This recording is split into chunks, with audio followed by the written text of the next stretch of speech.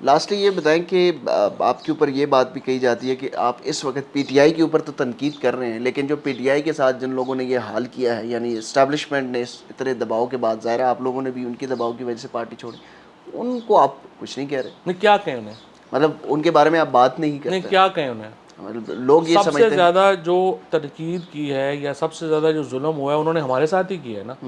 تو اس کے بعد ہم دیکھیں، ایک میں آپ کو ایکسٹریم بتاؤں، ایک طبقہ ہے جو باہر بیٹھا ہوا، جس میں ابھی ڈیٹیلز میں جو ہے وہ کیا اس میں بات کروں، جو اسپیشلی کچھ لوگ بیٹھے ہوئے ہیں وہ چاہتے ہیں کہ پاکستان کی فوج اور پاکستان کے عوام آپس میں دو بدو لڑ جائیں.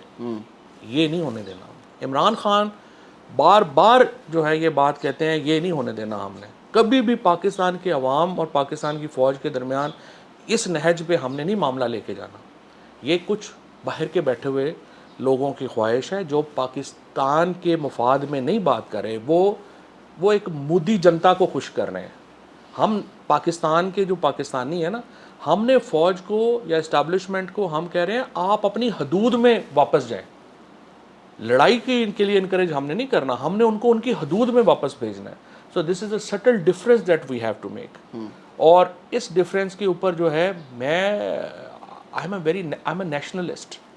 میں اس پہ کوئی میری رائے دو نہیں ہے. میں بالکل فوج کو تباہ کرنے کی جو ہے وہ کسی سازش کا حصہ نہیں بن سکتا. میں فوج کو آئینی حدود میں واپس لے جانے کے لیے ہر ایفرٹ کروں گا. پاکستان کی فوج کے اوپر حملوں کو میں سپورٹ نہیں کر سکتا. پاکستان کی فوج کو تباہ کرنے کی سازش کے میں حصے دار نہیں بن سکتا.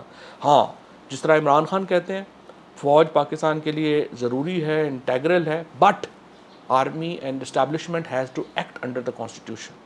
سو we will strive for that. We will do everything we can for that. But at the same time ہم عوام کو اور فوج کو ایک دوسرے کے سامنے نہیں لا سکتے.